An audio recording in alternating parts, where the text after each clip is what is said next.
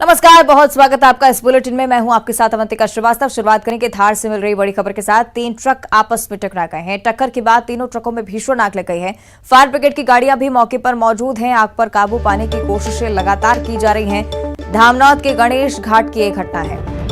तो धार की ये तस्वीरें आपकी टीवी स्क्रीन पर। भीषण सड़क दुर्घटना जिसकी तस्वीरें आपको दिखा रहे हैं। 3 ट्रक आपस में टकराए, उसके बाद तीनों ट्रकों में भीषण आग लग गई।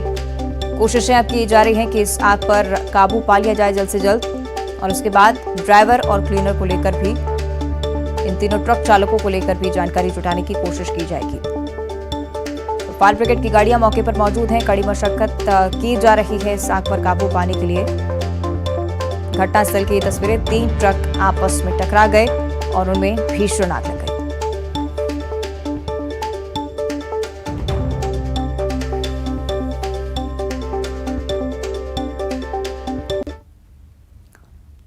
आगे बढ़ते हैं। छतरपुर से एक बड़ी खबर है। युवक की बेरहमी से पिटाई की गई है। आपसी विवाद में युवक की बेल्ट से पिटाई की गई। लवकुश नगर का वीडियो सामने आया है। आरोपी की तलाश में भी पुलिस लगातार जुटी हुई है। युवक की बेरहमी से पिटाई हुई है। छतरपुर की यह घटना, आपसी विवाद, इस पूरे मारपीट की वजह लवकुश नगर का वीडियो बताया जा रहा है और आरोपी की तलाश में अब पुलिस जुटी हुई है। इस वीडियो के आधार पर ही आगे की तलाश की जानी है। युवक की पिटाई का ये मामला सामने आया है। आपसी विवाद रहा और उसके बाद युवक की बेल्ट से बेरहमी से पिटाई की गई। वीडियो के आधार पर पुलिस घटना की जांच कर रही है।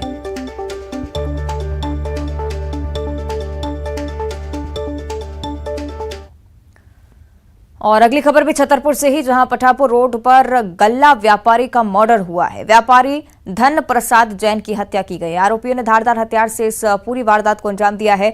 हमला किया गया है व्यापारी पर और मौके पर सिटी कोतवाली पुलिस भी पहुंच चुकी है। पुलिस हत्या की जांच में लगातार जुटी हुई। क्या वजह इस पूरी घटना के पीछे, इस पूरी वारदात को अंजाम देने के पीछे आरोपी की मंशा क्या थी, इसे लेकर अब तफ्तीश पुलिस की तरफ से की जाएगी। फिलहाल प्राथमिक जो जानकारी सामने आई है उसमें बताया जा रहा है कि धारदार हथियार से व्यापारी पर हमला किया है आरोपी ने।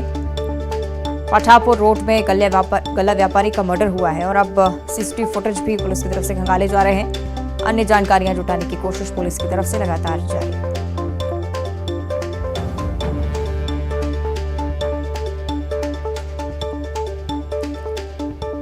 और अब बात करेंगे कांकेर की। नक्सलियों ने एक युवक की हत्या की है। मुखबिरी के शक में वारदात को अंजाम दिया गया है। 26 साल के युवक की गोली मारकर हत्या की गई। मारधुर टी भरमागढ़ का रहने वाला ये युवक बताया जा रहा है। छत्तीसगढ़ महाराष्ट्र सीमा से लगे नरगोंडा क्षेत्र की यह पूरी घटना है। नक्सलियों की एक बार फिर से कायराना करतूत, जहां युवक की हत्या को अंजाम दिया है। मुखबिरी के शक में इस बार वारदात को अंजाम दिया गया है। 26 साल के युवक की गोली मारकर हत्या कर दी गई।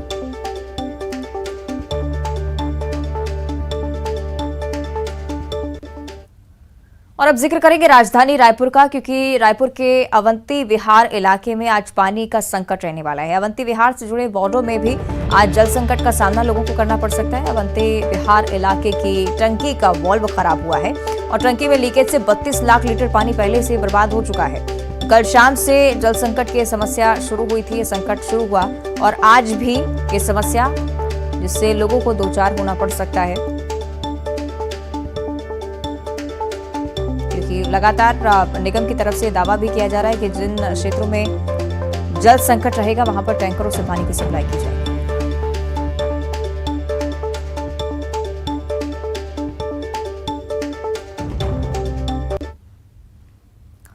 डर लगातार बढ़ता जा रहा है। हम डरा नहीं रहे हैं बल्कि आपको सावधान कर रहे हैं, क्योंकि इन्फ्लुएंजा वायरस H3N2 2 लोगों की मौत के बाद केंद्र सरकार भी अलर्ट हो चुकी है।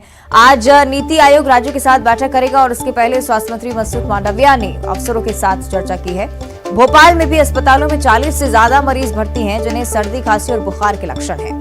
हालांकि मरीजों में वायरस की पुष्टि नहीं हुई है। इसके साथ ही कोरोना भी अब लगातार डरा रहा है, क्योंकि एमपी में पॉजिटिविटी दर 3.4% हो चुकी है। पिछले 24 घंटों में 8 नए मरीज मध्य प्रदेश से सामने आ चुके हैं।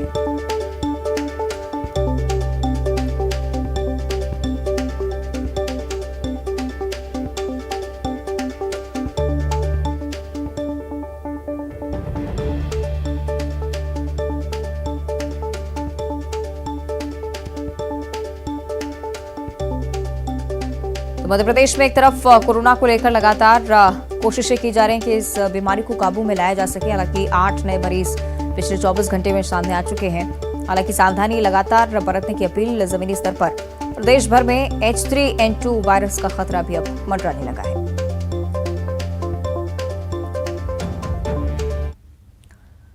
और उधर महंगाई का एक और झटका लोगों को आज लगा है। आज सांची दूध के बाद दूसरे प्रोडक्ट्स के दाम भी बढ़ा दिए गए हैं। आज से सांची की लस्सी 4 रुपए महंगी हो चुकी है, यानी कि 200 ग्राम की लस्सी जो कि 26 रुपए में मिल रही थी अब 30 रुपए में मिलेगी।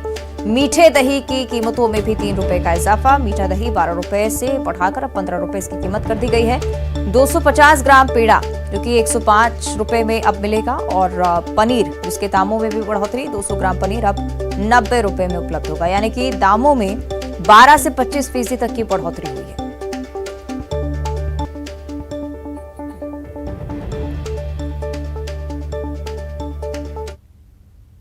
एक और महंगाई का झटका लगने जा रहा है। सांची दूध के दाम बढ़ने के बाद अब सांची के जो अन्य प्रोडक्ट हैं, चाहे वो मीठा दही की बात करें, सांची पेड़े की बात करें, पनीर और सांची के जो लस्सी है उनके दाम बढ़ गए हैं। और आम आदमी पर जो महंगाई की मार है वो पड़ती हुई जरूर नजर आ रही है, क्योंकि आम आदमी पहले ही दूध के दाम बढ़ने से परेशान है और अब सांची के जो अन्य प्रोडक्ट हैं, चाहे लस्सी की बात करें, दही की बात करें, इन सबके दाम बढ़ गए। आज आप खरीद रहे हैं, आपको समझ आ रहा होगा। जी, बहुत ज्यादा दाम बढ़ गए हैं। दाम दूध के दाम, दही के दाम और मक्खन के दाम सभी के बहुत ज्यादा बढ़ा दिए हैं इन्होंने। कितनी मुश्किलें आप लोग को हो रही है? बहुत ज्यादा। हमें तो चलो इतना चल जाता है, लेकिन बाकी गरीबों का क्या होगा? जो मिडिल क्लास लोग, फैमिली वाले हैं, उनके लिए तो बहुत ही ज्यादा मुश्किल हो गई है। लोग चाह रहे थे राहत मिले, लेकिन यहाँ तो महंगाई बढ़ती जा रही है। बिल्कुल बहुत ज्यादा बढ़ती जा रही है महंगाई। सांची दुग्ध संघ के संचालक, उन्हीं से बात करेंगे। भैया, बहुत ज्यादा महंगाई बढ़ रही है, लगातार दाम बढ़ रहे हैं। आपका जो प्रोडक्ट है पहले जितना बिकता था उस पर अभी थोड़ा असर आपको लग रहा है देखने को मिलेगा?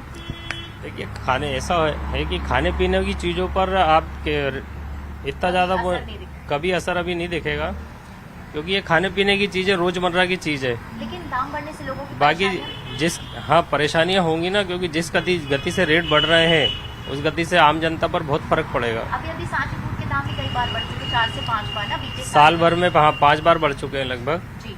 और अब ये इनके दाम बढ़े हैं सांची अभी। हाँ, दूध छोड़ के प्रोडक्टों के रेट बढ़े हैं अभी। तो बिल्कुल, जो सांची दूध के दाम बीते साल 4 से 5 बार बढ़ चुके थे। शुरुआती साल में भी दामों में इजाफा हुआ था। और अब अन्य जो प्रोडक्ट हैं, सांची पेड़े, छाछ, लस्सी और जो पनीर है, उन सब पर जो दाम है वो बढ़ गए हैं। और ये दाम करीब 15 से 25% तक बढ़े हुए हैं। और जो सांची लस्सी है वो 4 रुपए महंगी हो गई है। जो छाछ है वो 3 रुपए ज्यादा महंगी मिली है। बाकी सारे जो प्रोडक्ट है उन पर भी 12 से 25% की वृद्धि हुई है। ऐसे में आम आदमी को महंगाई का झटका जोर से लगेगा। कैमरामैन अजय तंवर के साथ रंजना दुबे, न्यूज 18 भोपाल। और दूसरी तरफ नई आबकारी नीति को लेकर आज सीएम शिवराज सिंह चौहान का सम्मान किया जाना है। शाम को भोपाल के रविंद्र भवन माता बेटी भाई स्मृति शिक्षण समिति की तरफ से सीएम को सम्मानित किया जाएगा। नई आबकारी नीति के मुताबिक प्रदेश के सभी शराब के अहाते बंद होंगे। अहातों के अलावा सभी शॉप, बार भी बंद किए जाएंगे। शराब दुकानों पर बैठकर किसी को भी शराब पीने की इजाजत नहीं होगी। धार्मिक स्थल, साथ ही साथ गर्ल्स हॉस्टल और सभी तरह के शैक्षणिक संस्थानों के आसपास शराब की दुकानों का दायरा 50 मीटर से बढ़ाकर 100 मीटर किया जा रहा है। और इन्हीं तमाम प्रावधानों को लेकर ये समिति सीएम शिवराज सिंह चौहान का सम्मान करेगी।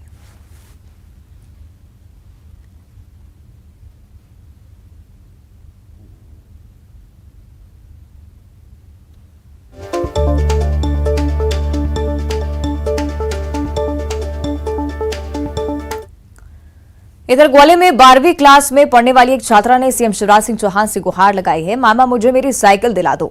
18 मार्च को मैं पेपर देने कैसे पहुंचूंगी, ये भी सवाल खड़ा किया है। दरअसल 12वीं की छात्रा निशा 4 मार्च को जब पेपर देने के लिए परीक्षा केंद्र पर पहुंची, वहां पर उसकी साइकिल चोरी हो गई। साइकिल चोरी होने से दुखी छात्रा अपनी मां के साथ पुलिस से शिकायत करने गई, लेकिन पुलिस ने कह दिया कि छोटी मोटी चीजों की रिपोर्ट हम दर्ज नहीं करते हैं। मजबूरन छात्रा ने डीईओ से गुहार लगाई कि साहब मुझे साइकिल दिलवा दीजिए। मजदूर की बेटी निशा ने अपने भाई बहनों के साथ 2 साल तक पाई जोड़कर 4000 रुपए जमा किए थे। इन रुपयों से उम्मीदों के साथ साइकिल खरीदी थी और आज निशा की आंखों में आंसू हैं। मदद की गुहार अब अपने मामा से लगा रही है।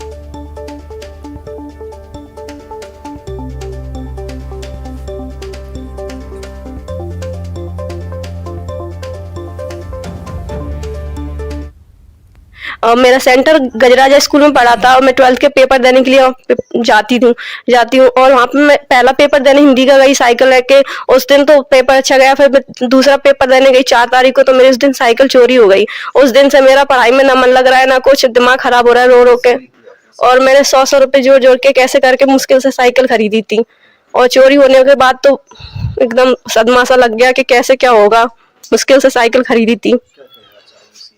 शिवराज सिंह चौहान जी से कहना चाहती हूँ, मामा जी से, कि मेरी साइकिल दिलवाएं कैसे भी करके, ताकि मुझे पढ़ाई में दिक्कत ना हो और मेरा फ्यूचर खराब ना हो।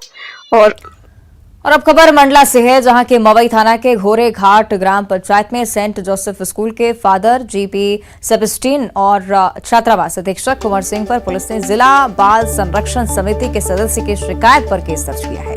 फादर और अधीक्षक पर बिना अनुमति के अवैध रूप से छात्रावास संचालित करने के साथ ही छात्रावास में रह रहे बच्चों का धर्म परिवर्तन और उनसे अवैध रूप से बाल श्रम कराने का आरोप लगाया गया, जिस पर पुलिस ने बाल श्रम प्रतिषेध अधिनियम, किशोर न्याय अधिनियम और धार्मिक स्वतंत्रता अधिनियम की धारा सहित कई मामलों में केस दर्ज किया है।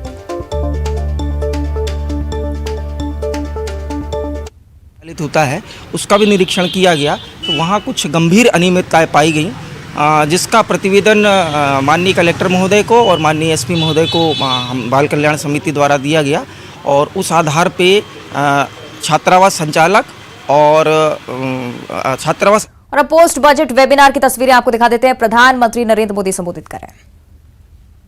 लिए अति गर्व का विषय है कि प्रधानमंत्री विश्वकर्मा कौशल सम्मान कार्यक्रम की चर्चा के अवसर पर माननीय प्रधानमंत्री हमारे बीच उपस्थित हैं।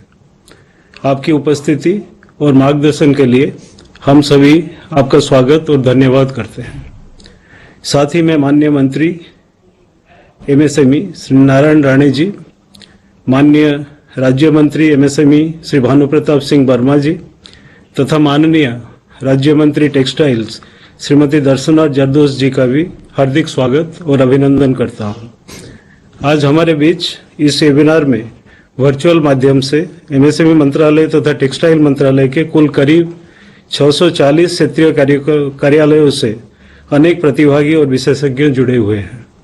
राज्य सरकारों और केंद्र शासित प्रदेशों की विभिन्न संस्थाओं और देश भर की करीब 280 औद्योगिक संघों से उद्यमी सदस्यगण भी शामिल हैं। इनके अलावा वेब लिंक के जरिए भी भारी संख्या में एमएसएमई कुटीर उद्यमियों आदि जुड़े हुए हैं। मैं आप सभी का स्वागत करता हूं। इस वेबिनार से 80 औद्योगिक संघों से उद्यमी सदस्यगण भी शामिल हैं। इनके अलावा वेब लिंक के जरिए भी भारी संख्या में एमएसएमई कुटीर उद्यमियों आदि जुड़े हुए हैं। मैं आप सभी का स्वागत करता हूं। इस वेबिनार से पूर्व संभावित लाभार्थियों सहित भारत सरकार के विभिन्न मंत्रालयों, विभागों, राज्य सरकारों और विशेषज्ञों के साथ परामर्श के 10 से अधिक सत्र किए गए। आज का यह वेबिनार सभी स्टेक होल्डर्स के संवाद और सुझाव को लेकर एक सफल कार्यक्रम की रूपरेखा बनाने में सहायक साबित होगा। एक बार फिर से मैं आप सभी को यहां उपस्थित रहने के लिए धन्यवाद करता हूं। अब मैं माननीय प्रधानमंत्री महोदय से अपना मार्गदर्शन और आशीर्वचन देने का आग्रह करता हूं। सर।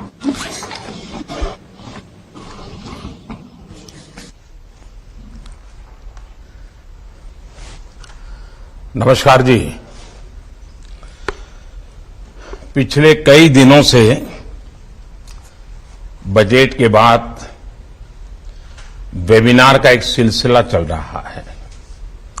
पिछले 3 साल से बजट के बाद बजट को लेकर के स्टेक होल्डर से बात करने की एक परंपरा हमने शुरू की है, और जो बजट आया है उसको हम जल्दी से जल्दी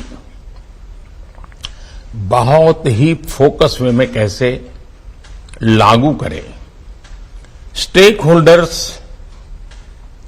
उसके लिए क्या सुझाव देते हैं, उनके सुझावों पर सरकार कैसे अमल करे, यानी एक बहुत ही उत्तम तरीके का मंथन चला है। और मुझे खुशी है कि सभी एसोसिएशंस, व्यापार और उद्योग से जुड़े हुए बजट का जिनके साथ सीधा संबंध है, चाहे वो किसान हो, महिला हो, युवा हो, आदिवासी हो, हमारे दलित भाई बहन हो, सभी स्टेक होल्डर्स और हजारों की तादाद में और पूरा दिन भर बैठे बहुत ही उत्तम सुझाव निकले हैं। सरकार को भी उपयोग में आए ऐसे सुझाव आए हैं। और मेरे लिए खुशी की बात यह है कि इस बार बजट के वेबिनार में बजट में ये होता, वो न होता, ये होता, ऐसी कोई चर्चा करने के बजाय सभी स्टेक होल्डर्स ने इस बजट को कैसे सर्वाधिक उपकारक बनाया जाए, इसके क्या रास्ते हो सकते हैं, इसकी सटीक चर्चा की है। ये हमारे लिए लोकतंत्र का एक नया और महत्वपूर्ण अध्याय है। जो चर्चा संसद में होती है, जो चर्चा सांसद करते हैं, वैसे ही गहन विचार जनता जनार्दन से भी मिलना अपने आप में बहुत ही उपकारक ये एक्सरसाइज है। आज बजट का ये वेबिनार भारत के करोड़ों लोगों के हुनर, उनके कौशल को समर्पित है। बीते वर्षों में हमने स्किल इंडिया मिशन के माध्यम से, कौशल विकास केंद्रों के माध्यम से करोड़ों युवाओं की स्किल बढ़ाने, उन्हें रोजगार के नए अवसर देने का काम किया है। कौशल जैसे क्षेत्र में हम जितना स्पेसिफिक होंगे, जितनी टारगेटेड अप्रोच होगी, उतने ही बेहतर परिणाम मिलेंगे। पीएम विश्वकर्मा कौशल सम्मान योजना, और उसको अगर सरल भाषा में कहना है तो पीएम विश्वकर्मा योजना, ये इसी सोच का नतीजा है। इस बजट में पीएम विश्वकर्मा योजना के ऐलान से आमतौर पर व्यापक चर्चा हुई है, अखबारों का भी ध्यान गया है, जो अर्थवेत्ता हैं उनका भी ध्यान गया है, और इसलिए इस योजना की घोषणा ही एक आकर्षण का केंद्र बन गई है। अब इस योजना की आवश्यकता क्या रही? क्या इसका नाम विश्वकर्मा ही रखा गया? कैसे आप सभी स्टेक होल्डर्स इस योजना की सफलता के लिए बहुत ही अहम है। इन सभी विषयों पर कुछ बातें मैं भी करूंगा और कुछ बातें आप लोग चर्चा से मंथन करके निकालेंगे। साथियों, हमारी मान्यताओं में भगवान विश्वकर्मा सृष्टि के नियंता और निर्माता माने जाते हैं। उन्हें सबसे बड़ा शिल्पकार कहा जाता है, और जो विश्वकर्मा की मूर्ति के लोगों ने कल्पना की, उनके हाथों में सारे अलग अलग औजार हैं। हमारे समाज में अपने हाथ से कुछ ना कुछ सृजन करने वाले, और वो भी औजार की मदद से करने वाले, उन लोगों की एक समृद्ध परंपरा रही है। जो टेक्सटाइल के क्षेत्र में काम करते हैं उनकी तरफ तो ध्यान गया है, लेकिन हमारे लुहार, स्वर्णकार, कुम्हार, बढ़ई, मूर्तिकार, कारीगर, राजमिस्त्री अनेकों हैं जो सदियों से अपनी विशिष्ट सेवाओं की वजह से समाज का अभिन्न हिस्सा रहे हैं। इन वर्गों ने बदलती हुई आर्थिक जरूरतों के मुताबिक समय समय पर खुद में भी बदलाव किया है। साथ ही इन्होंने स्थानीय परंपराओं के अनुसार नई नई चीजों का विकास भी किया है। अब जैसे महाराष्ट्र के कुछ हिस्सों में हमारे किसान भाई बहन अनाज को बांस से बने एक स्टोरेज स्ट्रक्चर में रखते हैं, इसे कांगी कहते हैं, और इसे स्थानीय कारीगरी तैयार करते हैं। इसी तरह अगर हम कोस्टल एरिया में जाए, तटीय इलाकों में जाए, तो समाज की जरूरतों को पूरा करने के लिए तरह तरह के शिल्प का विकास हुआ है। अब केरला की बात करें तो केरला की उरू बोट पूरी तरह हाथ से तैयार की जाती है। मछली पकड़ने वाली इन नौकाओं को वहां के बढ़ई ही तैयार करते हैं। इसे तैयार करने के लिए विशेष तरह का कौशल, दक्षता और विशेषज्ञता चाहिए होती है। साथियों, स्थानीय शिल्प के छोटे पैमाने पर उत्पादन और उनके प्रति लोगों का आकर्षण बनाए रखने में कारीगरों की भूमिका महत्वपूर्ण होती है। लेकिन दुर्भाग्य से हमारे यहां उनकी भूमिका एक प्रकार के समाज के भरोसे ही छोड़ दी गई और उनकी भूमिका को सीमित कर दिया गया। स्थिति तो ये बना दी गई कि इन कार्यों को छोटा बताया जाने लगा, कम महत्व का बताया जाने लगा। जबकि एक समय था, ऐसा भी था कि इसी से दुनिया भर में हमारी पहचान थी। ये निर्यात का एक ऐसा प्राचीन मॉडल था जिसमें बहुत बड़ी भूमिका हमारे कारीगरों की थी। लेकिन गुलामी के लंबे कालखंड में ये मॉडल भी चरमरा गया, उसको बहुत बड़ा नुकसान भी हो गया। आजादी के बाद भी हमारे कारीगरों को सरकार से एक जो इंटरवेंशन की आवश्यकता थी, बहुत ही सुघड़ तरीके से इंटरवेंशन की आवश्यकता थी, जहां जरूरत पड़े मदद की आवश्यकता थी, वो नहीं मिल पाई।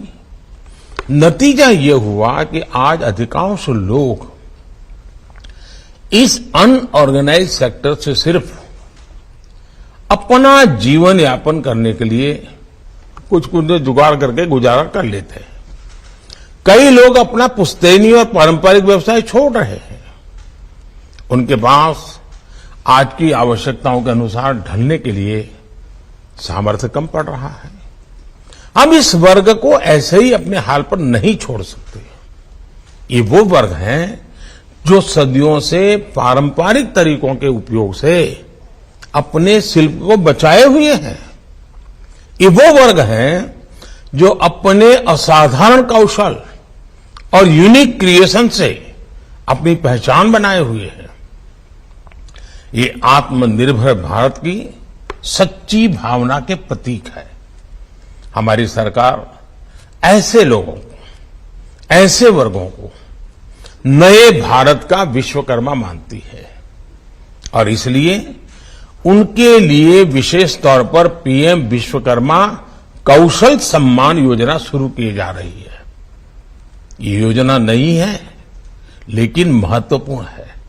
साथियों, और इसी के साथ बुलेटिन में इतना ही। देखते रहिए न्यूज़ 18।